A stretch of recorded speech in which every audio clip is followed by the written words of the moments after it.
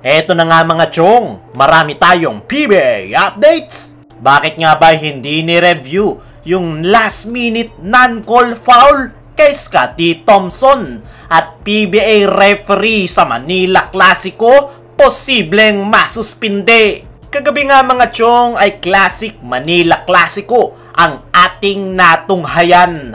Napakalaki ng lamang ng Barangay Ginebra kung saan umabot pa yan ng 25 points. Pero nabaliktad nga yan ng Magnolia Hotshots. Pero controversial nga yung pagkakapanalo ng Magnolia Hotshots dahil sa crucial non-call kay Scottie Thompson. Ayon naman mismo kay Scottie Thompson ay nag-iba nga daw yung mood ng Barangay Ginebra players sa kanilang locker room matapos silang matalo sa Magnolia Hotshots. Natanong rin si Scottie patungkol sa kung ano ang masasabi nito sa non-call foul sa kanya noong dying seconds ng laro. At ayon niya kay Scottie ay hindi nga daw nila sinisisi ang referee. Nagkakaroon nga daw ng mga crucial non-call at normal nga daw yan na nangyayari. Nagulat nga lang daw sila na hindi siya nakakuha ng foul. Pero loss is a loss nga daw at kinakailangan nilang mag-move forward at mag-focus sa kanilang mga upcoming games. Kung tanggap nga ni Scottie at Barangay Ginebra yung kanilang pagkakatalo, ay hindi nga makakaligtas yung referee na hindi tumawag ng foul sa crucial minute ng laro. Dahil ayon nga mismo kay Commissioner Willie Marshall ay hindi nga daw nila ito tolerate yung mga missed call ng mga referee, especially sa mga crucial minute gaya na nangyari sa tapatang Barangay Ginebra at Magnolia Hotshots. Ipapatawag nga ang nasabing referee sa Commissioner's Office kung saan ire-review nga nila kung mali nga ba talaga yung naging desisyon ng referee na hindi tumawag ng foul.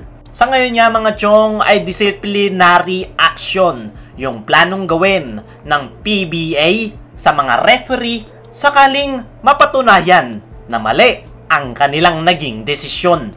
At posible nga silang masuspinde at hindi makatawag sa PBA sa mga upcoming games. Bukod nga sa crucial non-call ay isa nga sa pinaka naging problema ng Barangay Ginebra ay masyado nga silang nagkampante. Kaya naman nabura ng parambula yung kanilang 26-point lead na naging dahilan ng kanilang pagkatalo. Sa kabilang banda, bakit nga ba hindi pinayagang i-review ang crucial non-call foul kay Scottie Thompson? Mainit at very controversial nga yung nangyari sa dying seconds ng Manila Clasico kagabi. Dahil hindi nga natawagan ng foul ang pangpanalo sana na layup ni Scottie Thompson. Meron nga sanang chance na maayos yung controversial play via review system ng PBA. Pero hindi nga pinayagan si Coach Tim Cone ang kanyang review o challenge para sana matawagan yung foul kay Scottie Thompson. Pero bakit nga ba hindi pinayagan yung challenge sa controversial play? Naging successful naman yung unang challenge ni Coach Tim Cone. Ayon nga sa rules ng PBA ay dalawang challenge ang ibinibigay sa mga PBA teams. Pero may twist nga yan na kung magiging unsuccessful ay hindi ka na po pwedeng tumawag ng another challenge. Pero iba nga yung nangyari sa Barangay Ginebra. Successful naman yung unang challenge, ibig sabihin may second challenge pa si Coach Tim Cone. Pero hindi nga ito pinayagan sa kadahilanang wala na daw timeout ang Barangay Ginebra. Ang rules nga sa PBA ay kapag unsuccessful ang challenge ay mababawasan ng timeout ang kuponan. At yan nga ang dahilan kung bakit hindi pinayagan yung challenge ni Coach Tim dahil wala ng timeout ang Barangay Ginebra. Para sa akin mga chong ay yan yung butas ng challenge rule ng PBA. Dapat ay tanggalin nila yung rule na kapag unsuccessful ay babawasan ng timeout ang isang kupunan. Kita nyo yung nangyari sa Barangay Ginebra. Malinaw na may foul talaga kay Scottie Thompson.